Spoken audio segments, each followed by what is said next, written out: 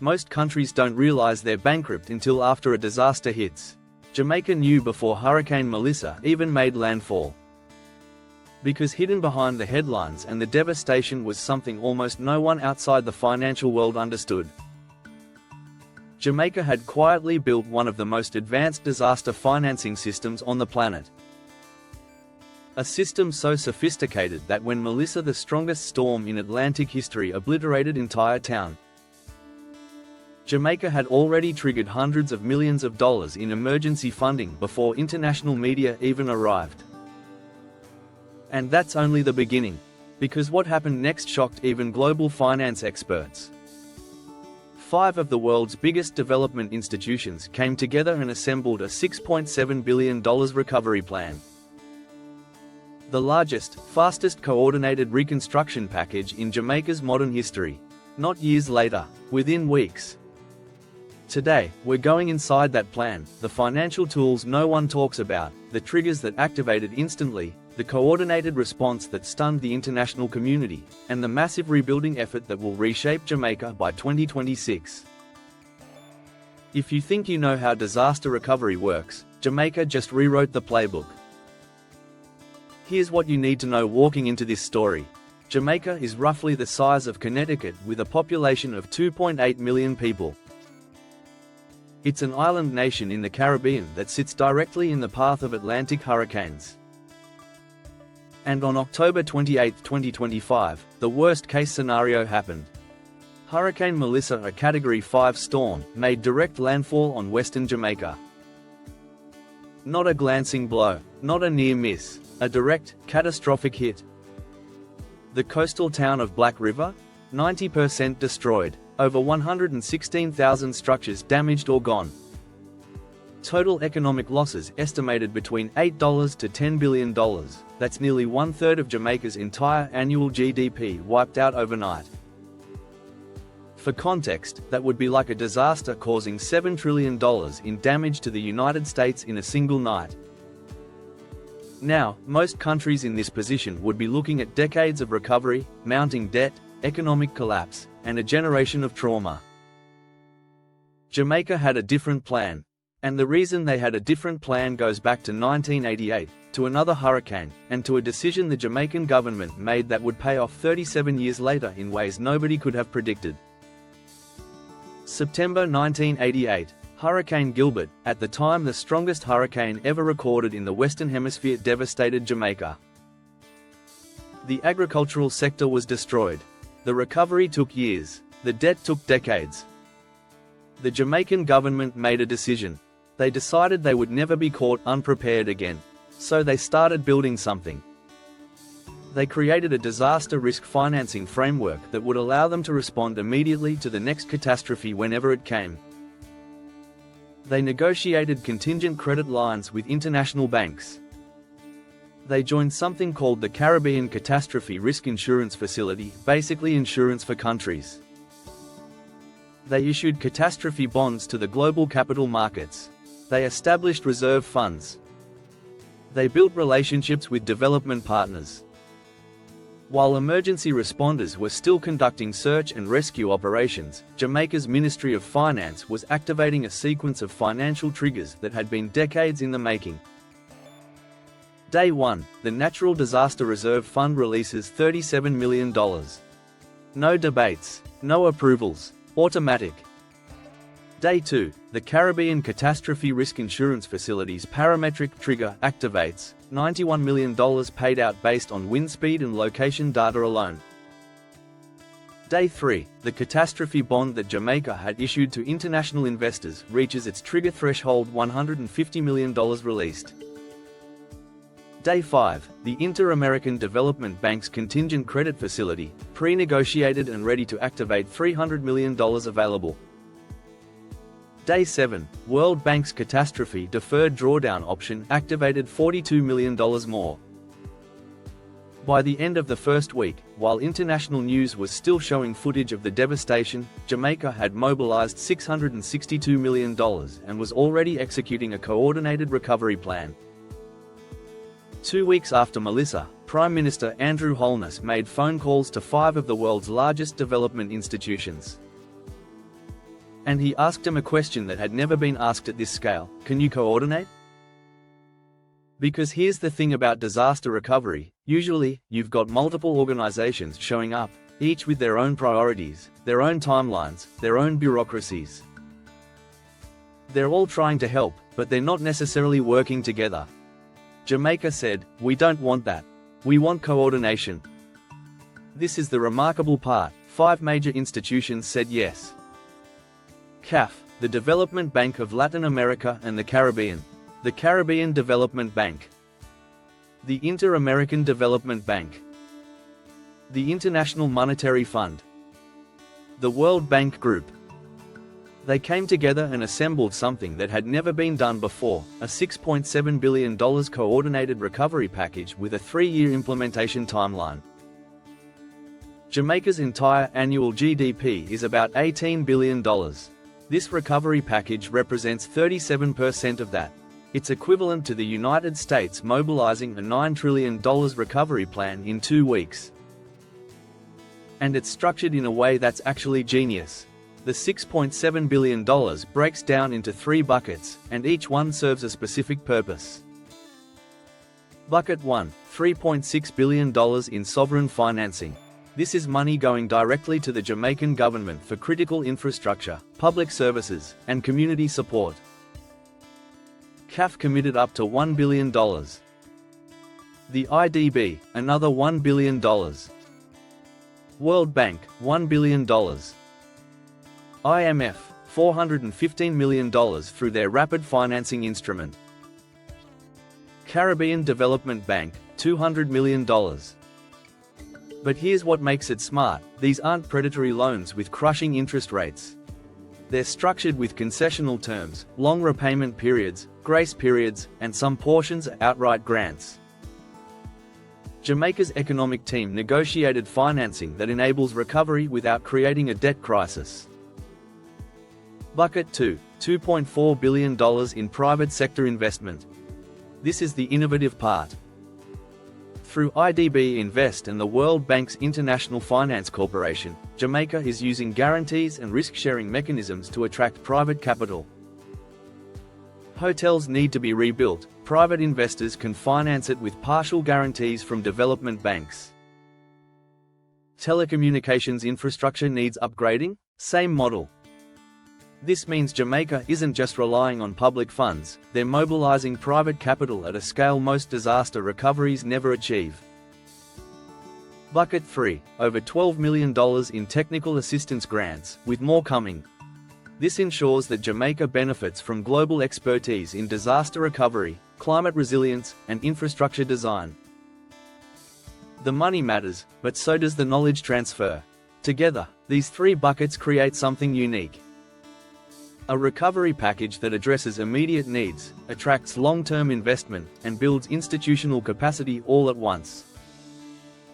Before we continue, if you're finding this valuable, do me a favor: hit that like button. It helps the algorithm show this to more people who need to understand how disaster recovery actually works in 2025.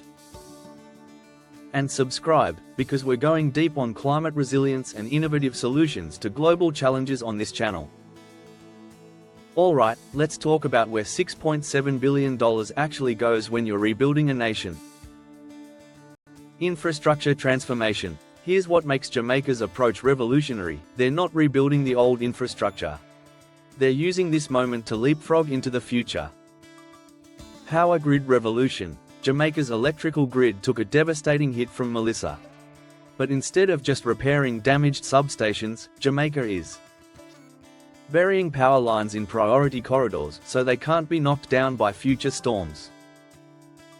Creating microgrids for hospitals, schools, and emergency facilities. Hardening substations to withstand Category 5 winds. Installing smart grid technology that can automatically reroute power during emergencies.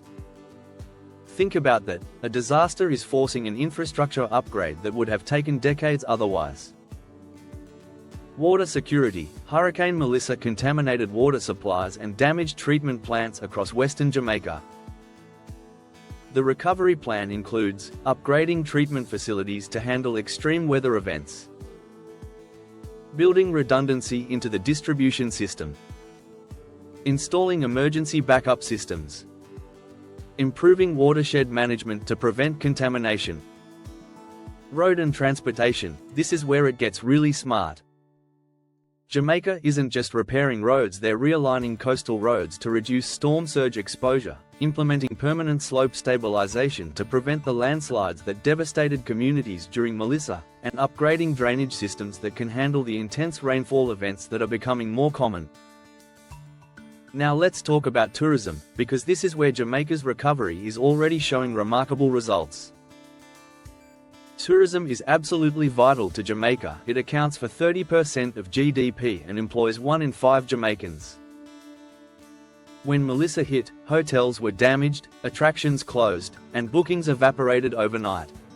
The island's economic lifeline was severed. But Tourism Minister Edmund Bartlett laid out an aggressive recovery timeline that seemed almost impossible: 70% of hotel rooms operational by December 15, 2025, 80% by January 2026, and full operational readiness by May 2026. Major attractions like Dunn's River Falls have reopened. International flights are back to normal schedules. Hotels are welcoming guests, and forward bookings are actually trending upward. The recovery package includes concessional loans for hotel repairs and upgrades, support for small tourism operators and attractions, investment in resilient tourism infrastructure, marketing campaigns to rebuild international confidence. Sandals Resorts made a commitment that sent shockwaves through the industry: no employee layoffs during recovery. They're keeping their workforce employed, maintaining service standards, and showing confidence in Jamaica's future. Agriculture and food security. Hurricane Melissa devastated Jamaica's agricultural heartland, causing approximately $29.5 billion Jamaican dollars in agricultural losses. Farms were flooded, crops destroyed, livestock lost, and critical agricultural infrastructure damaged. But here's what's different this time. Jamaica isn't just helping farmers rebuild, they're modernizing the entire agricultural sector in the process. The recovery plan includes insurance payouts getting to farmers fast, concessional lending for equipment and inputs, investment in climate-smart agriculture technologies, greenhouse and protected cultivation systems that can withstand storms, improved supply chain infrastructure connecting farmers to markets, technical assistance in soil recovery and crop diversification. This is what smart recovery looks like, using crisis as an opportunity to address systemic challenges that existed before the disaster. Housing revolution. With over 116,000 structures damaged or destroyed, housing is perhaps the most visible and personal part of Jamaica's recovery. And this is where we see the most dramatic shift in approach. Jamaica's government has updated building codes to require concrete roofs that can withstand Category 5 winds, no more sheet metal roofing in hurricane zones, proper foundation elevation to protect against storm surge, hurricane straps and structural reinforcements, flood-resistant materials and design standards. Now, I know what you're thinking: that's great, but how do people afford these upgrades? This is where the recovery package shows its genius. Through a combination of grants for the most vulnerable homeowners, concessional loans with long repayment periods, partnerships with the private sector for affordable housing development, technical assistance to help people build correctly. Jamaica is ensuring that homes rebuilt after Melissa will protect families during the next storm. And there will be a next storm. But Jamaica is preparing for that reality. Here's the uncomfortable truth: Hurricane Melissa won't be the last major storm to hit Jamaica. Climate change is intensifying Atlantic hurricanes. Sea levels are rising. Extreme weather events are becoming more frequent and severe. Jamaica knows this, and instead of just hoping for the best, they're building systemic resilience. The government has established a climate finance unit within the Ministry of Finance, a dedicated team whose job is to secure and deploy climate financing. At COP30, Jamaica secured commitments for $93.5 million in new climate financing, with another $170 million in Green Climate Fund grants in the pipeline. Jamaica is also accessing $50 million from the climate investment funds for clean energy solutions, particularly for the water sector. But it's not just about financing. Jamaica is implementing nature-based solutions, mangrove restoration to protect coastlines. Mangroves can reduce wave energy by up to 66%. Reforestation in mountainous areas to prevent landslides. Coral reef restoration to buffer storm surge. Ridge-to-reef watershed management. Early warning systems, enhanced meteorological infrastructure. Community-based disaster preparedness. Mobile alert systems reaching even remote areas. Knowledge and capacity building. Training programs for contractors in resilient construction. Community education on disaster preparedness. School curricula incorporating climate resilience. This isn't just about surviving the next hurricane. This is about building a climate-adapted nation that can thrive in an uncertain future. Let's talk numbers, because the economic story here is remarkable. Before Hurricane Melissa, Jamaica was on an impressive trajectory. The country had maintained a primary fiscal surplus above 3% of GDP for over a decade. Government debt was declining. In September 2025, just weeks before the Hurricane S&P Global Ratings upgraded Jamaica's credit rating to BB with a positive outlook. Hurricane Melissa caused a projected 4.3% GDP contraction for fiscal year 2025-2026. That's significant, but here's what's remarkable: the medium-term outlook remains positive. Real GDP growth is projected to return to the 1–2% range from 2026–2029.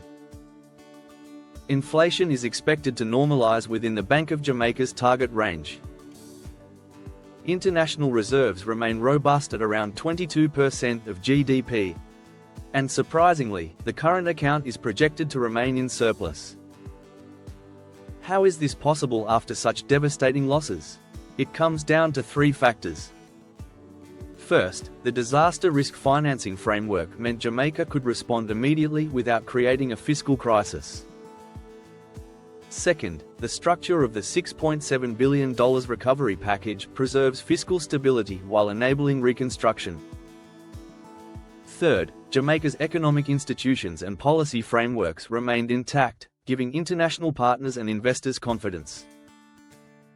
The IMF projects that Jamaica's debt-to-GDP ratio will peak at around 81% in 2026 before resuming its downward trajectory. That's manageable, especially given the concessional terms of much of the financing. This isn't just recovery, it's economic resilience in action. So what can the world learn from Jamaica's response to Hurricane Melissa? Lesson number 1. Preparation is everything. Jamaica didn't stumble into an effective response. This is the result of years of strategic planning, institution building, and creating financial mechanisms that could be activated immediately. Every nation in a disaster-prone region should be studying Jamaica's disaster risk financing framework.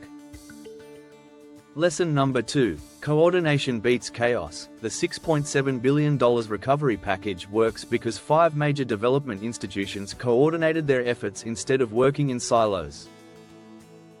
They aligned their financing, shared technical expertise, and created a coherent strategy. This level of coordination is rare and it's making all the difference. Lesson number 3. Build Back Better isn't just a slogan. Jamaica is literally using this disaster to transform its infrastructure, modernize agriculture, strengthen the power grid, and increase climate resilience. They're not just returning to the status quo, they're leaping forward. Lesson number 4. Community plus government plus international support equals success. No single actor could have pulled this off. It took resilient communities, effective government institutions, and coordinated international support working together. Lesson number 5. Climate adaptation is non-negotiable. Jamaica recognizes that Hurricane Melissa is part of a new normal. They're not just rebuilding, they're climate-proofing for an uncertain future. These lessons matter beyond Jamaica. As climate change intensifies extreme weather globally, every nation needs to think about disaster risk financing, resilient infrastructure, and coordinated response mechanisms. The World Bank, IMF, and regional development banks are documenting Jamaica's recovery as a potential model for other nations. If it succeeds, and early indicators suggest it will, Jamaica won't just have recovered from Hurricane Melissa. They'll have created a blueprint that could save lives and protect economies around the world.